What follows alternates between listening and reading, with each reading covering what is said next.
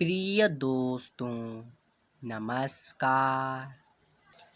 आज के इस वीडियो में हम कक्षा 12 का केमिस्ट्री का चैप्टर 1 का क्वेश्चन क्रमांक 2 पढ़ेंगे। इसमें है क्रिस्टलीय ठोस व अक्रिस्टलीय ठोसों के गुण बताइए।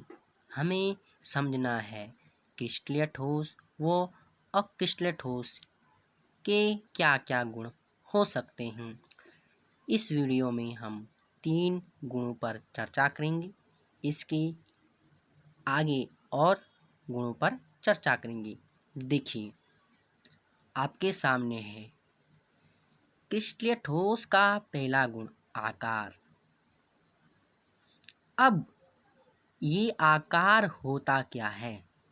देखिए, हमने कहा था जो क्रिस्टलीय ठोस होते हैं उनकी व्यवस्था हमने क्या कहा था कि इनके जो अवयवी कण हैं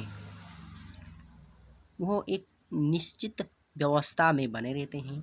मान लीजिए पहला अवयवी कण ये है, दूसरा यहाँ पे ये वाला, तीसरा ये, चौथा ये। आपको समझना है ये वाला अवयवी कण हमने नीला कर दिया। मान ले ये अवयवी कण काला है, इसको नीला कर दें, और ये काला, ये वाला काला। देखिए ये होगा काला, फिर नीला, फिर काला, फिर नीला, नीला।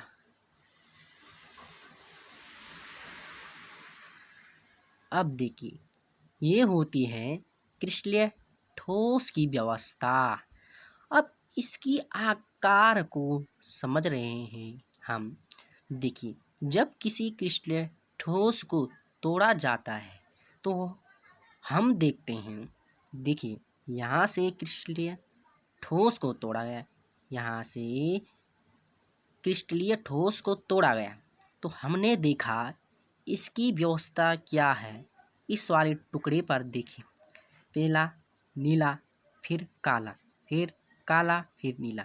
यहाँ भी वैसा ही है, नीला काला काला नीला।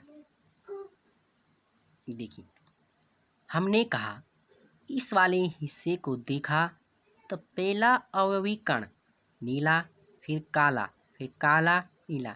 ठीक उसी प्रकार यहाँ भी है।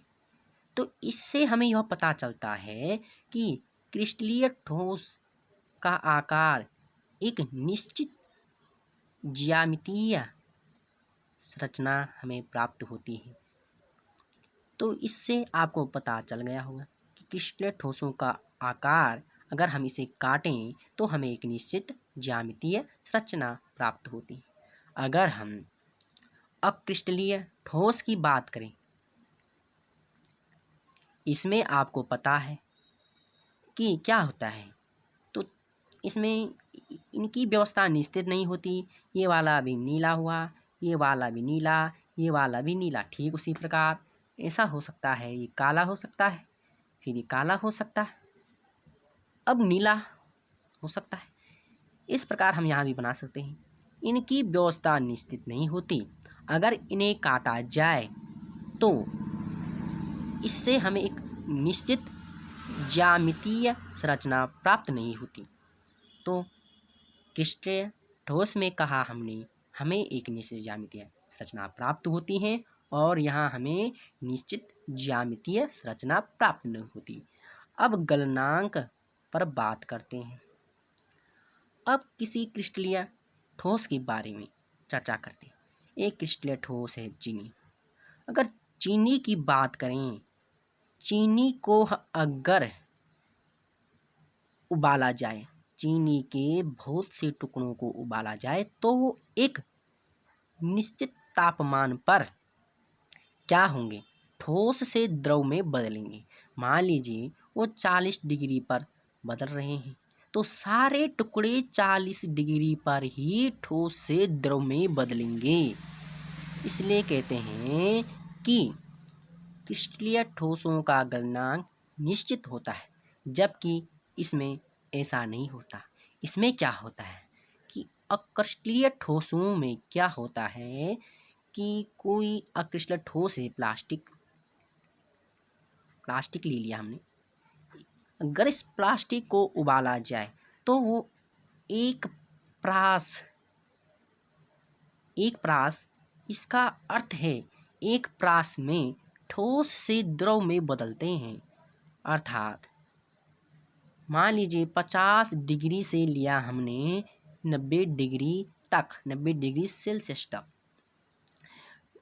इसका अर्थ है कि इसके बहुत से टुकड़े हैं। इसके कोई तो 55 डिग्री पर द्रव में बदल रहा है, कोई 60 डिग्री पर इनके बीच में द्रव में बदल रहा है, जबकि क्रिस्टलीय ठोसों में ऐसा नहीं होता। इसलिए हम कहते हैं इनका गलनांक निश्चित होता है, जबकि अक्रिस्टलीय ठोसों का गलनांक एक प्रास में होता है। अब विदलन गुण पर चर्चा करते हैं। विदलन गुण क्या है? हमने फिर से एक क्रिस्टलीय ठोस लिया, चीनी। अब क्रिस्टलीय ठोसों को जब काटा जाता है तो आपको पता होगा इनकी सतहें हमें मुलायम दिखती हैं, अर्थात प्राप्त होती हैं। इसे विदलन गुण का अर्थ है कि किसी ठोस के सतह को काटा जाए, अगर वो मुलायम है तो वो क्रिस्टलीय ठोस होगा, अगर नहीं है तो वो अक्रिस्टलीय ठोस होगा। यह तो बहुत सरल था।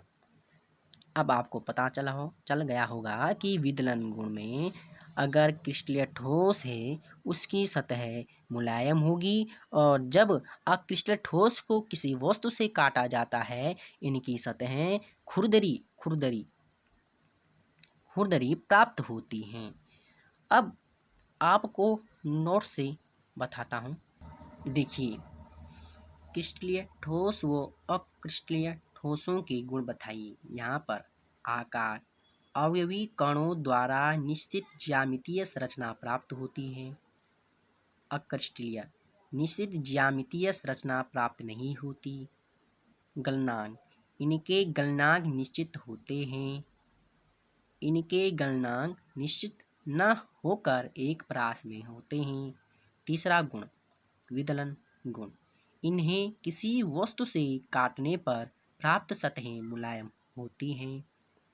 इन्हें किसी वस्तु से काटने पर प्राप्त सतहें खुरदरी प्राप्त होती हैं। इस वीडियो में इतना ही। Thank you. Have a nice day.